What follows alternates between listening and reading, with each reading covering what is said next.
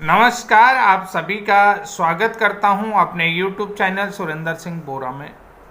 साथियों, Madhya Pradesh BEd versus DEd case में अब एक नया मोड़ आ गया है, एक महत्वपूर्ण मोड़ आ गया है, जिसको लेकर के हमने बार बार अपने वीडियो के माध्यम से कहा था। तमाम तरीके के हमें गालियां भी पड़ती थी कि डीएड वालों का निवाला छीन करके आप लोग क्यों बीएड का सपोर्ट करें। देखिए, मैं आज भी यहाँ पर बताता हूँ, चाहे बीएड हो, बीटीसी हो, डीएलएड हो या अन्य कोई भी हो, जिसके साथ अन्याय हो रहा है हम उस पक्ष की बात करते हैं, अन्याय के खिलाफ बात करते हैं। हम बिल्कुल पारदर्शिता अपनी बातों पर रखते हैं और उस पारदर्शिता के साथ ही हम जो है कि यहाँ पर बात करते हैं। हमें बहुत सारे सुझाव आते हैं कि उन्हें कहा कि राजस्थान के कोई यूट्यूबर हैं उनको देखो, और जो है कि जो डीएलएड की बात करते हैं। देखिए, ठीक है, राजस्थान के यूट्यूबर भी अपनी बात करते होंगे, हम भी अपनी बात करते हैं, लेकिन आज तक देखिए ना कि जहाँ जहाँ मोड़ आएगा केस में, उस मोड़ को लेकर के हमने हमेशा बताया है आप लोगों को, क्योंकि आप लोगों को बड़ी स्क्रीन में देखने की आदत पड़ी है। उन्होंने कहा ये सही बताता है, और जो मैं ओरली बोलता हूँ उसको सुनने में आपको मज़ा नहीं आता, क्योंकि मैं तेज़ तेज़ बोलता हूँ, फास्ट बोलता हूँ। देखिए, सबसे बड़ी चीज़ होता है कि जो डिपार्टमेंट के साथ काम कर रहा होता है तो उसको उस चीज़ के बारे में ज़्यादा अधिक जानकारी होती है। उसने बात कह दी। बहुत सारे विभागों में आप निदेशालय में या एलिमेंट्री एजुकेशन के ऑफिस में जाते हैं, निदेशक के यहाँ जाते हैं, तो वो ज़्यादातर बातें ओरली कह देते हैं कि ऐसा होता है।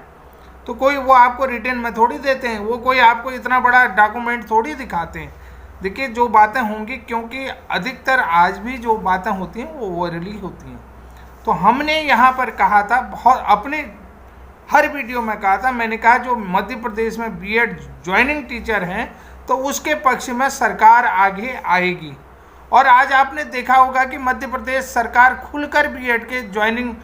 टीचरों के सपोर्ट में आ गई। बीएड ज्वाइनिंग टीचरों के खुलकर जो है कि मध्य प्रदेश सरकार सपोर्ट में आई। सपोर्ट में तो पहले भी थी सरकार, यानी कि ऐसा नहीं कि सपोर्ट में नहीं थी, लेकिन अब तो खुलकर सपोर्ट में आ गई। इस बात को आप देख रहे हैं कि जहां सरकार होगा। और दूसरी बात ये भी होती है कि सरकार के पास असीम शक्तियां होती हैं। बहुत सारे जो डीएलएड हैं, यानी कि बीएड के अगेंस्ट जो लोग हैं, वो कहते हैं कि अगर सरकार सुप्रीम कोर्ट से हार जाएगी तो फिर क्या करेगी। ये भी एक बहुत बड़ा सवाल कि अगर जो सरकार जिस केस को सुप्रीम कोर्ट में ले जा रही है तो उस केस में अगर सुप्रीम कोर्ट में हार जाएगी, जैसा कि क्लेरिफिकेशन में जो है कि अभी तक किसी भी प्रकार का कोई डिसीजन नहीं दिया गया, यानी कि क्लेरिफिकेशन जो देवेश शर्मा वाले केस में था वो अभी तक गोलमोल है कि कब से इनको रखा जाए, रिट्रोस्पेक्टिव रूप से लागू होगा या प्रोस्पेक्टिव रूप से लागू होगा, ये गोलमोल है। तो यहाँ पर जो है कि बहुत सारे लोग कह रहे हैं कि डीएलएड तो निश्चित रूप से इसमें जीत जाएगा, अगर सरकार हार जाएगी तो फिर क्या करेगी, ये बड़ा क्वेश्चन है। तो यहाँ पर आपको समझना पड़ेगा कि अगर सरकार हार जाएगी तो उसके पास क्या है। और दूसरी बात है कि मध्य प्रदेश वाले ये भी जानना चाहते हैं कि मध्य प्रदेश राज्य को 23 आरटीई एक्ट की धारा 23, जो आरटीई अधिनियम 2009 है, उसके जो आरटीई एक्ट की धारा 23 है, उसके उपनियम 2 के तहत मध्य प्रदेश को रिलैक्सेशन मिला है या नहीं है, ये भी आपको बात सोचनी पड़ेगी। रिलैक्सेशन की भी बात यहाँ पर जा सकती है, समझ रहे हैं नहीं,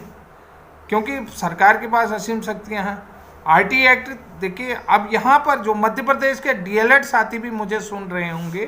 तो सबसे बड़ी बात मैं आप लोगों को बता देता हूँ, आप लोगों को यहाँ पर मुझे ध्यान से सुनना पड़ेगा। देखिए, बीएड को लेकर के जो आरटीई एक्ट 2009 में संशोधन लाया गया कि आरटीई एक्ट की धारा 23 की उपधारा यानी कि कॉज 2 बनाया गया है, जिसमें कि अगर बीएड वाले कैंडिडेट तब लिए जाएंगे जब पर्याप्त मात्रा में डीएलएड नहीं होंगे। ठीक है, यहाँ पर ये रिलैक्सेशन क्या है, संसद से कानून पारित होकर के आया, संसद से कानून बन करके आया। अब जो है कि एनसीटी का गजट नोटिफिकेशन 2018 क्वैश हुआ है मणिपुर सरकार में कि, यानी कि जब तक कोई भी संवैधानिक संस्था उसे जो है कि गलत ना करार दे तब तक वो रूल जो है कि इनफोर्स रहता है। इनफोर्स यानी कि वो लागू रहता है, इनफोर्स। अब यहाँ पर जो है कि जब तक मध्य प्रदेश में भर्ती कंप्लीट होती है तो ये रूल इनफोर्स था। दूसरी बात, आरटीई एक्ट की धारा 23(2) में भी रिलैक्सेशन राज्य को मिला है या नहीं मिला है, और मिला है तो कब मिला है, कितने साल के लिए, मैक्सिमम 5 साल के लिए मिल सकता है। उत्तराखंड को रिलैक्सेशन 2 बार मिल चुका है, समझ रहे हैं, 2 बार। अगर मध्य प्रदेश में एक बार है तो मध्य प्रदेश सरकार चाहे तो केंद्र सरकार से मिल करके एनसीटी से 23(2) के तहत इनके लिए रिलैक्सेशन ले सकते हैं, ठीक है, मिनिमम क्वालिफिकेशन कंप्लीट करने के लिए। यानी कि फिर जो 6 मंथ का कोर्स कराएं या 6 महीने का कराएं, साल भर का कराएं, या फिर उन्हें विभागीय DLED कराएं, 2 साल का लें, तो ये भी इनके लिए एक बहुत बड़ा ऑप्शन है। जहां आप सोच रहे हैं ना कि ये जो है कि समय और पैसे की बर्बादी निश्चित रूप से DLED वालों की हो सकती है, इस बात को मैं आपको बता देता हूँ कि हो सकती है, क्योंकि मैं यहाँ पर खुलकर कह रहा हूँ कि बहुत सारे लोग विरोध में भी मेरी बात करेंगे,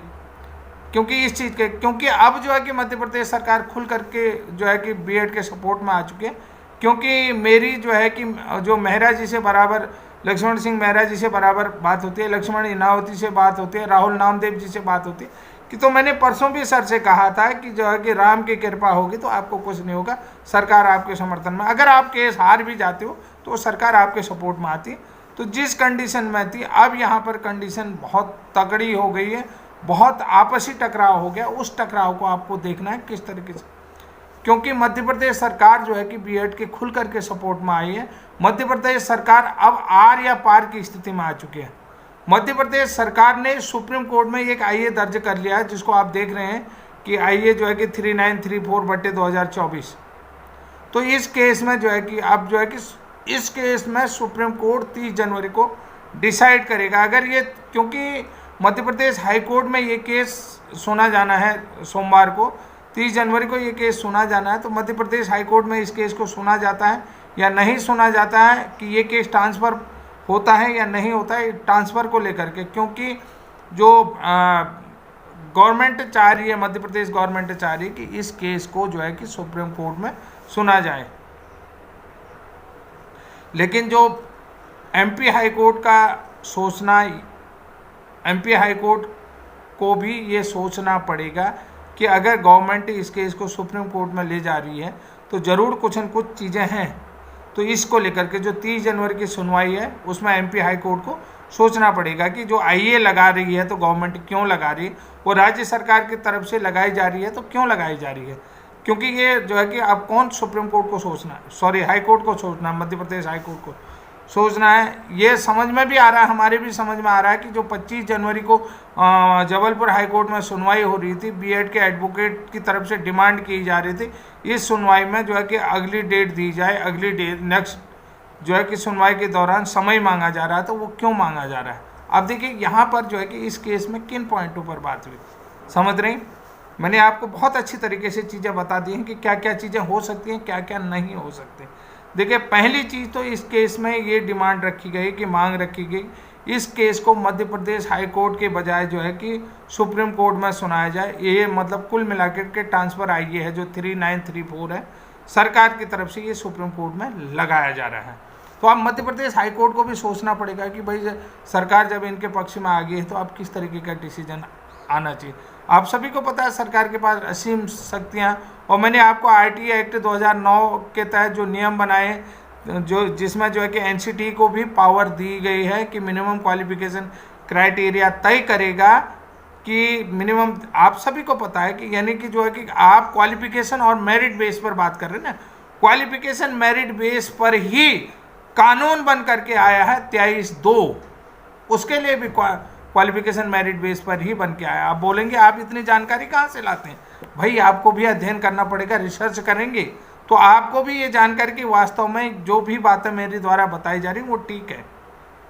कि यहाँ पर जो है कि उत्तराखंड, जब भी एनसीटी का जो नोटिफिकेशन आप देखोगे उसमें बहुत सारी चीज़ें हैं। और जो शिक्षा मित्र वाला केस है उत्तराखंड में, शिक्षा मित्रों के लिए भी, कि शिक्षा मित्रों को ज्वाइनिंग अभी बने हुए शिक्षा मित्र जिनका टीईटी पास नहीं है, उनको जो है कि आफ्टर टीईटी पास के बाद ही नियमितीकरण किया जा रहा है, उनको जो है कि नियुक्ति दी जा रही है। उससे पहले वो 15,000 के मिनिमम मानदेय में हैं, यानी कि मिनिमम मानदेय 15,000 पे है और वर्षों से पढ़ा रहे हैं। अब इस केस में जो पॉइंट उठाए गए हैं उसमें एक गुड्डू सिंह का केस भी लगाया गया है। जो गुड्डू सिंह है उत्तर प्रदेश के शिक्षा मित्र हैं। उनका कहने का मतलब है कि जब एनसीटी का गजट 2018 आया तो 2019 और 20 में 69,000 शिक्षक भर्ती में जो लोग मेरिट में आए, यानी कि जो मेरिट में थे, जिनकी मेरिट हाई गई थी, उस हाई मेरिट को गिरा करके, क्योंकि हाई मेरिट को गिरा करके यानी कि 45 से 50% के बीच में लाया जाए मेरिट को, और जो बीएड वाले ज्वाइनिंग हुए हैं उनको बाहर करके जो शिक्षा मित्र यानी कि 45 से 50% के मेरिट में है उनको ज्वाइनिंग दिया जाए, यानी कि उनका मार्क्स जो है कि 70 से 75 हो जाता है तो उन लोगों को जो है मेरिट गिरा करके पुनः जो है मेरिट बनाने की बात करें। यानी कि एनसीटी के गजट नोटिफिकेशन रद्द होने के कारण से 69,000 शिक्षक भर्ती में जो भी बीएड वाले लगे हैं वो गलत लगे हैं, उनकी जगह जो है शिक्षा मित्रों को दी जानी चाहिए। और जो मेरिट बनी थी, जो एग्जामिनेशन हुआ था, जो टेस्ट हुआ था, उस मेरिट को गिरा करके यानी कि 45 से 50% लाया जाए। तो ये इनका मेरिट था कि पुनः करा जाए, तो बीएड वालों को बाहर करके यहाँ पर पुनः मेरिट बनाई जाए। तो साथ ही यहाँ पर इलाहाबाद हाई कोर्ट का जो मैटर था, गुड्डू जो 69,000 शिक्षक भर्ती में जो दूसरा मैटर था, उसमें मैं आपको बता देता हूँ सुप्रीम कोर्ट में जाकर के ही भर्ती प्रक्रिया शुरू हुई थी। यानी कि ये लोग जो बीएड वाले हैं सुप्रीम कोर्ट से जीत करके आए थे, जो लोग नहीं पता समझते हैं गुड्डू सिंह वाला, क्योंकि बाद में जो है कि शिक्षा मित्रों ने, क्योंकि इसमें पहले बीएड वाले भी थे, कहीं पर लग रहा था कि आरक्षण को लेकर के गड़बड़ी हुई, आरक्षण को लेकर के भी किसी प्रकार की गड़बड़ी नहीं हुई थी, और मेरिट को लेकर के अब इन्होंने डाला, मेरिट को लेकर कोई सवाल नहीं था, आरक्षण को लेकर के ये केस गया था कि आरक्षण में भी किसी प्रकार की गड़बड़ी नहीं पाएगी। अब इन्होंने जो है कि गुड्डू सिंह ने जो है कि एनसीटी का गजट नोटिफिकेशन 2018 के आधार पर जो बीएड वाले नियुक्त हैं उनकी नियुक्ति अवैध है, ये केस वहाँ पर करा है कि उस मेरिट को गिरा करके, हाई मेरिट रखी थी तो उस मेरिट को गिरा करके 50 से 45% में ला करके पुनः मेरिट बनाया जाए, जिसमें जो शिक्षा मित्र हैं 60 से 75 नंबर वाले 80 तक के वो सारे आ जाएंगे और उनको ज्वाइनिंग दी जाए। दूसरी बात है, इसी केस का यहाँ पर गुड्डू सिंह के केस का रेफरेंस दिया है। दूसरा जो पॉइंट रखा है वो क्लेरिफिकेशन को लेकर के, क्योंकि जो सुप्रीम कोर्ट ने 11/8/2023 को फैसला सुनाया है बीएड वर्सेस बीएसटीसी, तो उसमें जो है कि अभी भी जो है कि अर्नव घोष के मामले में भी उन्होंने जो है कि डिस्क्लोज कर दिया है, तो उसमें भी ये नहीं बताया कि ये मामला कब से लागू होना है, कि रिट्रोस्पेक्टिव रूप से लागू होना है या प्रोस्पेक्टिव रूप से। अब देखना यह है कि 30 जनवरी को ये सुप्रीम कोर्ट में ट्रांसफ़र होता है या नहीं होता है, क्योंकि ऑलरेडी सुप्रीम कोर्ट में ये मामला आईए के माध्यम से चला गया है, और जो मध्य प्रदेश सरकार चाह रही है कि इस मामले को मेरिट के आधार पर सुनो या किसी भी आधार पर सुनो, ये सुना जाना है सुप्रीम कोर्ट में, क्योंकि इसमें सारी चीज़ें, जिन चीज़ों का रेफरेंस दे रहे हो तो ये सारे सुप्रीम कोर्ट के फैसले हैं, सुप्रीम कोर्ट का मामला है। तो इसी आधार पर एक महत्वपूर्ण अपडेट, जैसा कि मैंने पूर्व में भी बताया, बीएड वाले साथी हूँ या डीएलएड वाले साथी हूँ, अपनी तादाद तो दिखा दो, मैं आपसे कुछ नहीं मांग रहा हूँ। अगर आप तक मेरा वीडियो पहुँचता तो मैं आप लोगों से कहता हूँ कि प्लीज़ आपने चैनल सब्सक्राइब नहीं किया तो चैनल तो सब्सक्राइब करो, क्योंकि मैं भी आपके साथ लड़ाई लड़ रहा हूँ। हर चीज़ को, जब मुझे कानून की जानकारी होती है तभी मैं आपके साथ कानून की जानकारी देने आता हूँ, क्योंकि मैं भी उन चीज़ों से जूझता हूँ, जहाँ कुछ नया होता है उसी चीज़ को लेकर के आता हूँ। तो इसलिए मैं जितने भी जो है कि बीएड वाले हों, डीएलएड वाले, कोई भी साथी हो, जिस तक वीडियो पहुँचता तो वो निश्चित रूप से प्लीज़, जिसने अभी तक मेरा चैनल सब्सक्राइब नहीं किया है तो प्लीज़ चैनल को सब्सक्राइब कीजिए। आज के लिए ही इतना है, तब तक के लिए जय हिंद, जय उत्तराखंड।